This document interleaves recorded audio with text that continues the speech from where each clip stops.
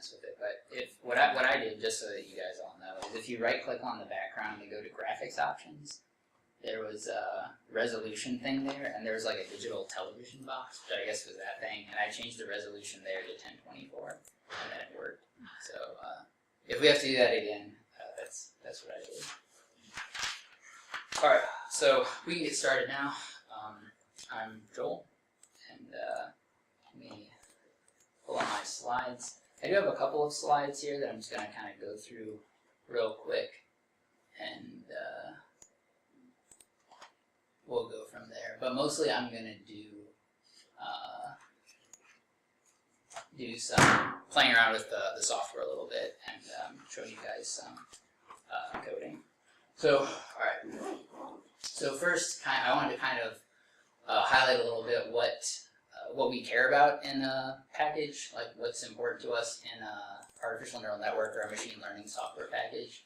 And as far as I could tell from my research, I kind of boiled down to two main things. We wanted to be able to go fast, and we wanted to have some higher level of abstraction.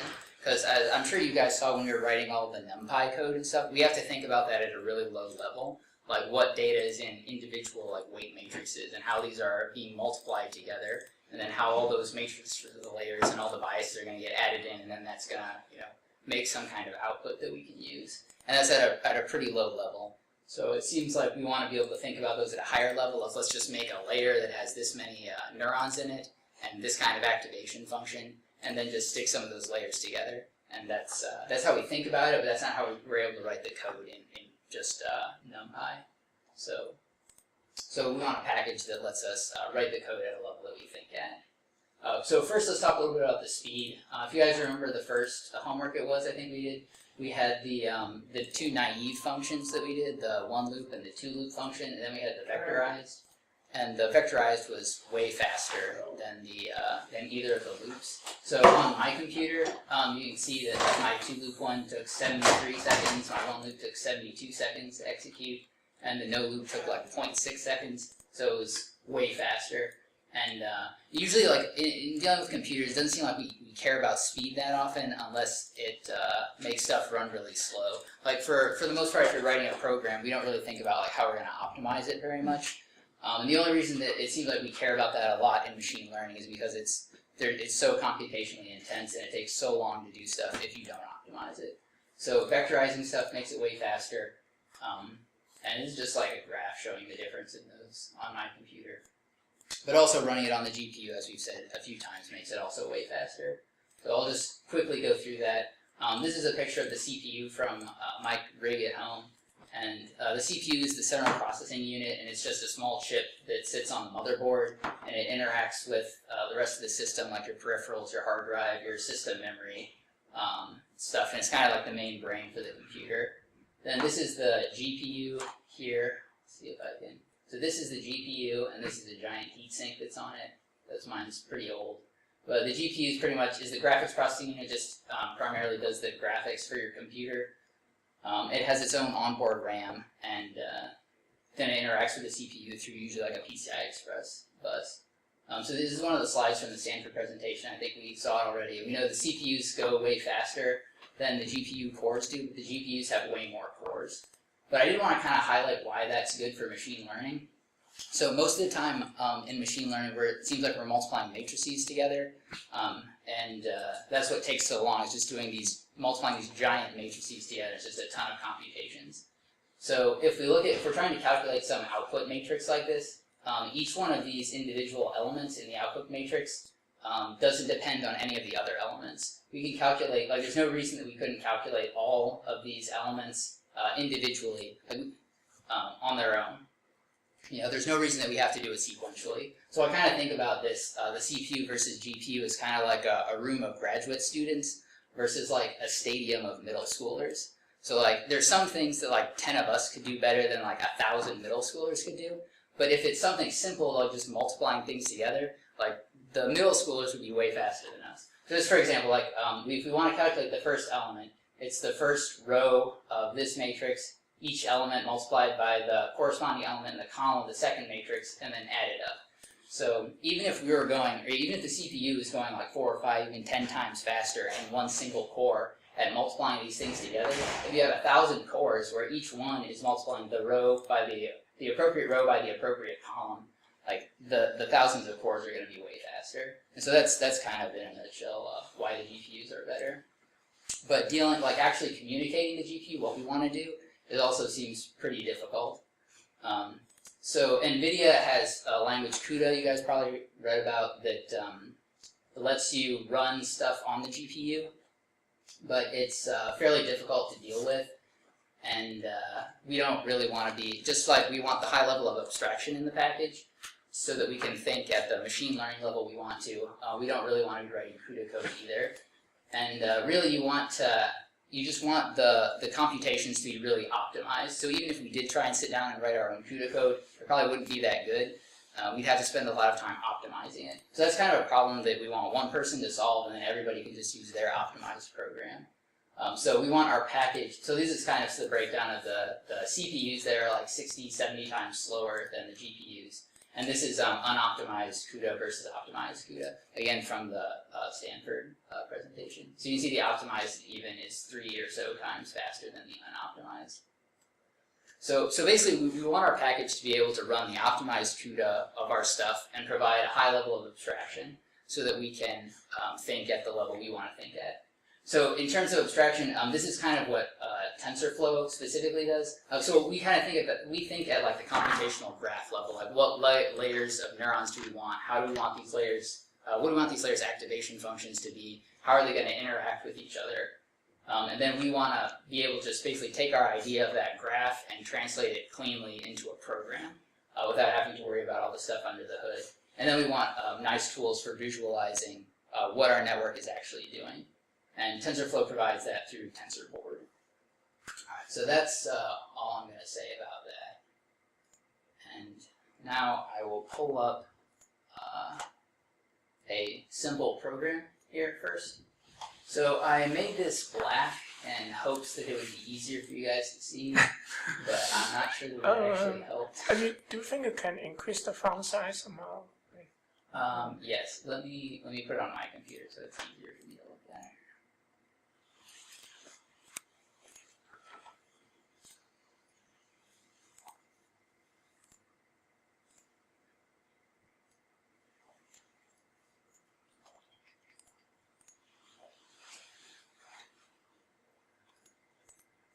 Okay, here we go. So we'll bump it up to like 16 font and just see what happens. So we might have to scroll a little bit, but that's a lot bigger.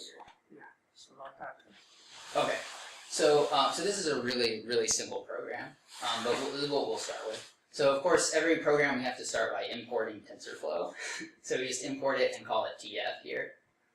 Then we declare two different constants here, A and B. And just give them a static value. I think this first one is 2 and the next one is 3.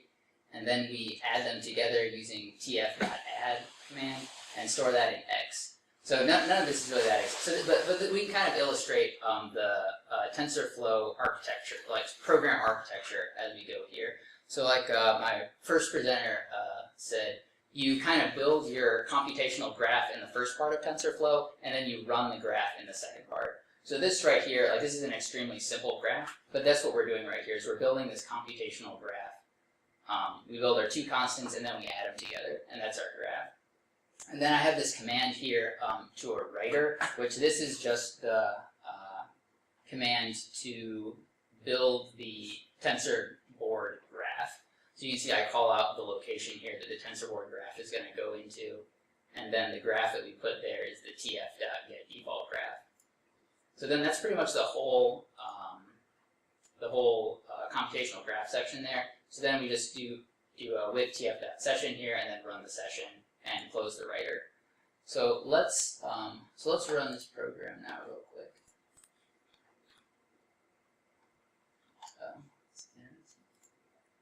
Okay, there.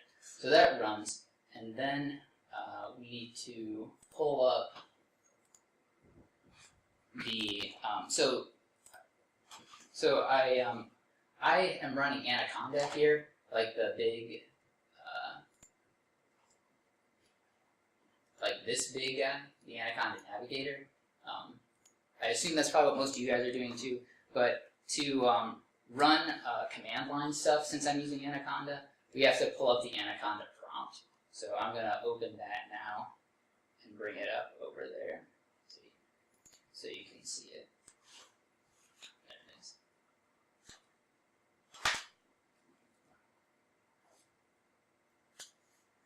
Alright. So here's the Anaconda prompt. So, well, actually, I can't really see what it says, so I'm going to hide it for a second.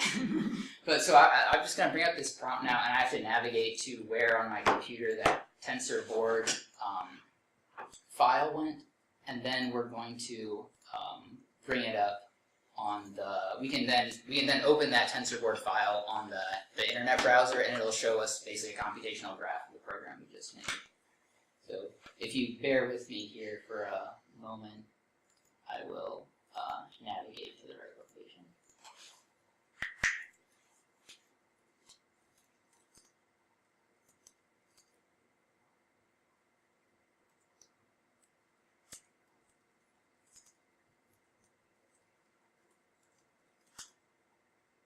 All right, there we go. So then, so the actual command then that we run to load the deal is just tensorboard -- log dir equals, and then the path where the stuff is that we want.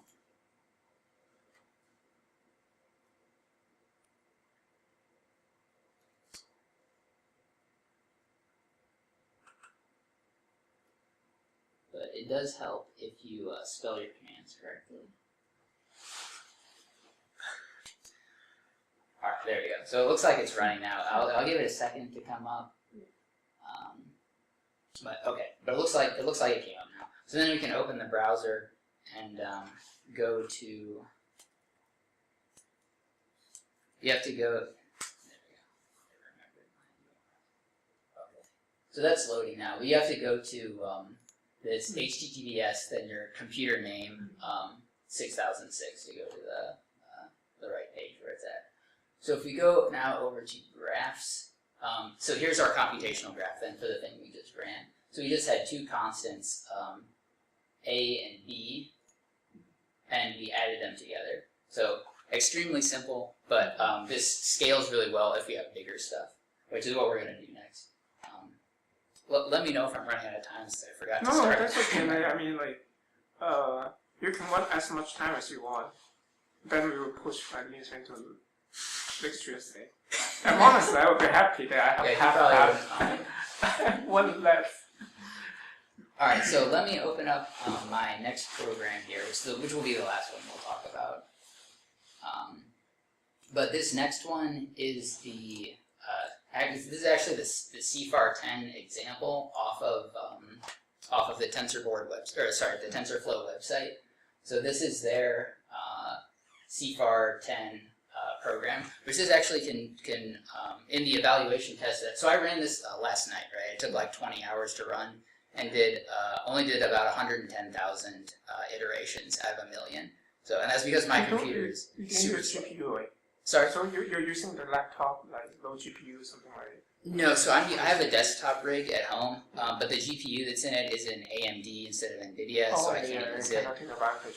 Yeah, but I do have a second computer that I'm getting with an NVIDIA, so I'm going to try and do stuff faster on that. But so this one took like forever, but I did get 86% validation accuracy on it, which I think is about ballpark, and it's like way better than we were able to do with the Python stuff. So that was pretty cool.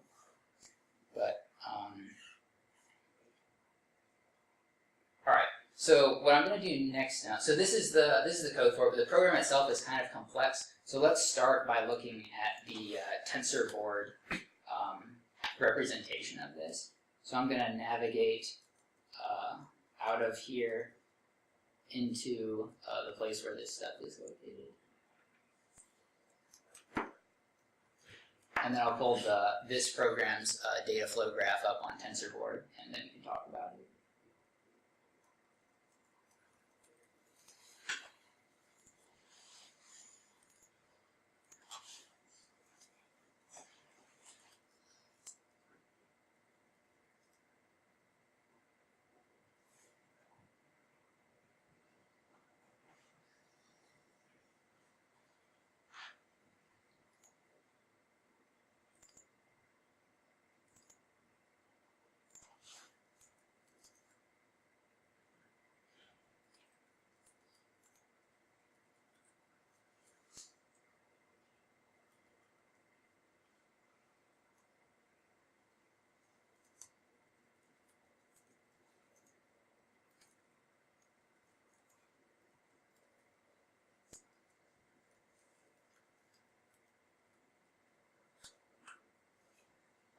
So I think that's it. It's gonna think for a minute.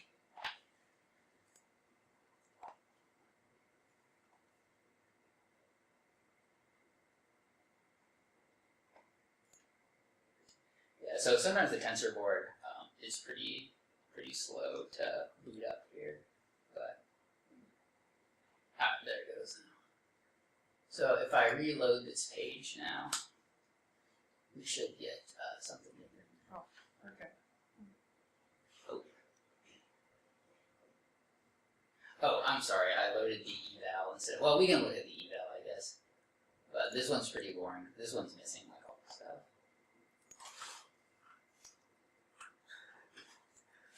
Apologize, guys. Yeah, that's fine. It needs to be the train set. Yeah, alright, there we go.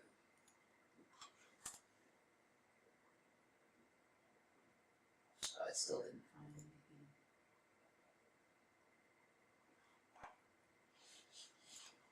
Alright, well, it doesn't look like that's going to work now. That's fine, we'll move on. So, alright, if it would have come up, I'll just explain the architecture. And we can do it in the CFAR10 file here.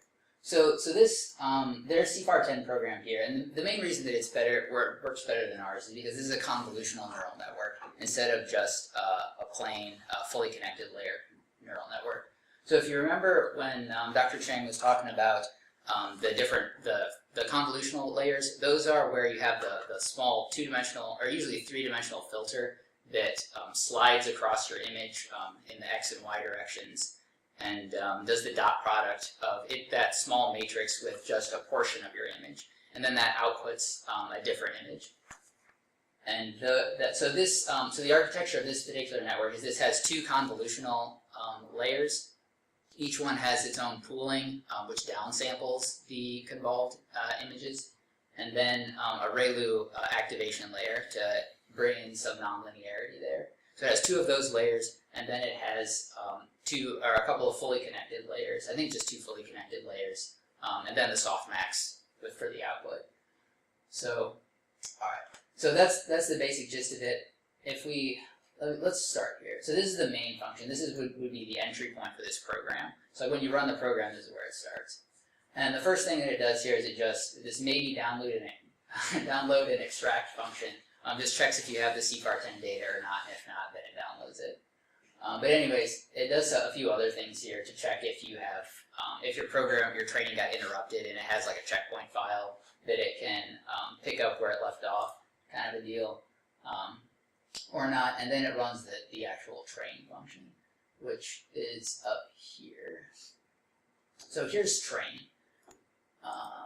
So here you can see this line here. It specifically calls out with tf.device being /CPU0. So this tells the program that the lines that follow here, it specifically wants them to run on the CPU. And this is the same way. If you wanted this to run on the GPU, you would do the same thing here. So we kind of saw in Torch, if you wanted something to run on the GPU, you'd put .CUDA at the end of your line that you wanted to run there. For Tensorflow, it's also just as easy. You would just change this to a GPU instead of CPU, and then everything after that would run on the GPU. So pretty easy to get stuff to run on the GPU. This is a kind of a high-level part of the program since we're just inside that main function. So, but we can see here, this logits equals CFAR10.inference. This is where it's calculating the scores for the program. So, and this is where the data model for the network will live, inside this CFAR10 inference. So let's go there real quick. So that will be in the CFAR10 folder. Oops. Or in the CFAR10 file.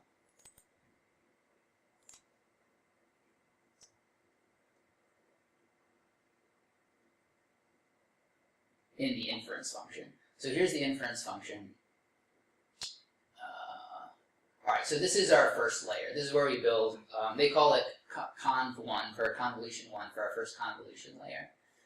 And So this first line here basically builds this layer. They use this variable with weight decay function, which just kind of abstracts a few things away, like if you want weight decay built into your layer, but they don't actually use the weight decay because they set it to none.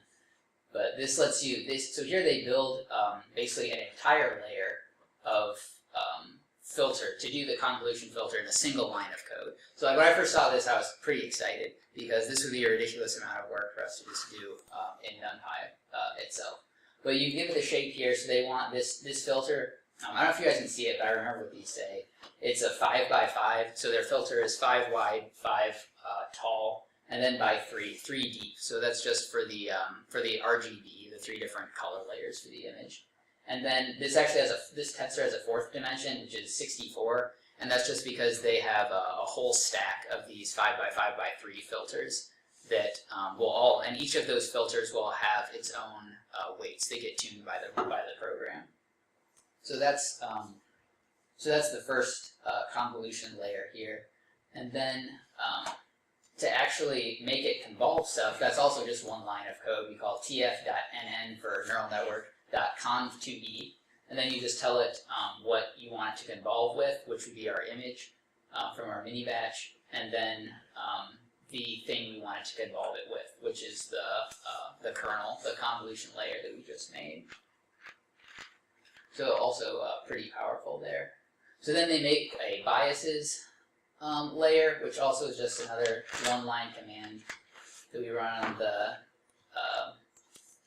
that we build with this function here. We just tell it we want it to be a 64 long vector, and those are all just initialized to 0. Actually, the bias here, you have this variable on CPU, so yeah, it means that it's kind of like, because earlier you said like there's a command, you can just convert that to GPU, right? Yes, so that's right. For this part, that particularly, that it has to initialize in CPU, or what does this command actually mean, right? Yeah, so this is another like one of their helper functions. It's actually defined in the program. So if we control click here, it'll take us to the function.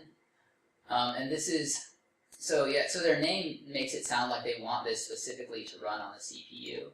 Yeah, and so we see they have the command here with tf device CPU again, and then this is the stuff that they have here. So tf.get variable.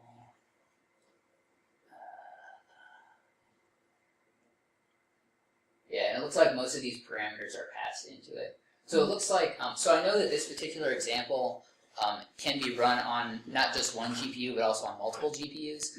But it looks like for some reason they want this specific variable initialization to take place on the CPU instead. I couldn't tell you exactly why that's the case, though. Let's see if I can get, yeah, all right, so here we go. So I'll just go through this first layer real quick. So that was the biases. So they initialize the biases here in one line as well, and then so they call this pre-activation, but this is actually this just adds the biases. So you see they just do a tf.neuralnetwork.biasAdd function, and then you just pass it your convolve data and then the biases. It adds those together for you, and then the final output here is the tf.neuralnetwork.ReLU. So if you want to do your rectified linear unit activation function on something, it's just, again, one line, just pass it whatever your data is, and it runs the ReLU on it. And if you don't want to use the ReLU, if you want to use like a sigmoid or something else, all you'd have to do is get rid of this, do .sigmoid. So this is another way where the packages are really nice, is they have all these functions built into them. So if you say like, oh, the ReLU doesn't seem to be working for my application, you want to try a sigmoid, all you have to do is change one line of code. You don't have to rewrite your whole program.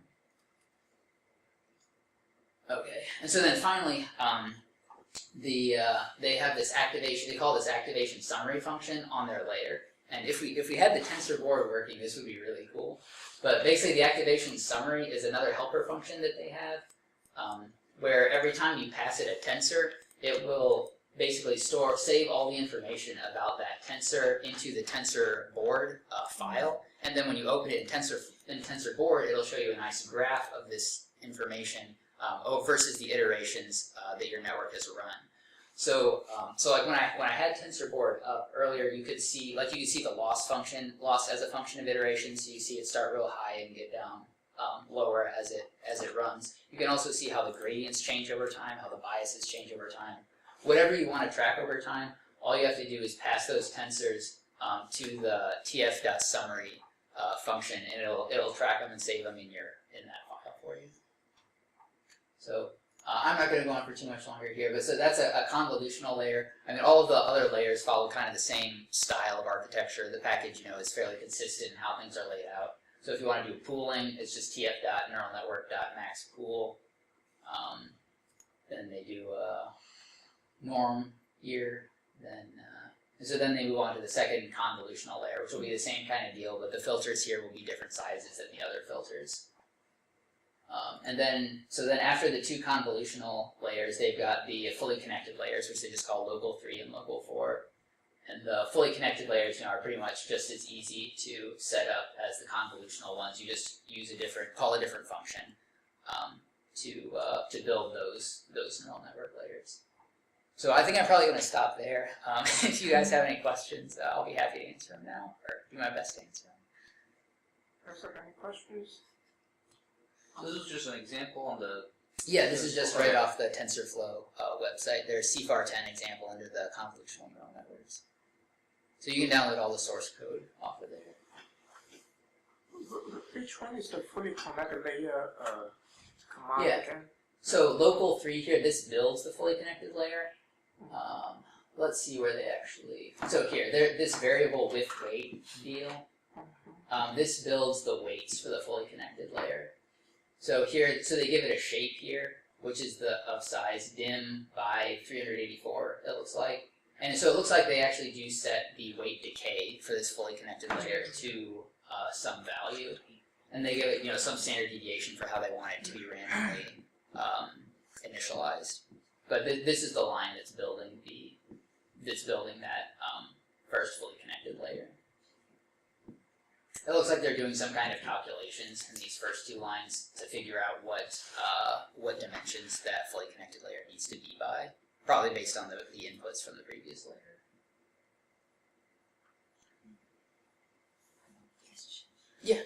In your presentation material, you told the TensorFlow that does not have backpropagation. Backpropagation? The no backpropagation, backward propagation. You mean for calculating the gradients? Yeah. So all right. Let me see if I can find where in here it calculates the gradients. It's been a little bit since I've looked at it, but yeah. So probably the train command or optimizer. Sorry. In the train command or optimizer. Right. Yeah. I'm trying to remember where that is in this program. So I think that's actually in the train file. I think that's not in the file that I'm in.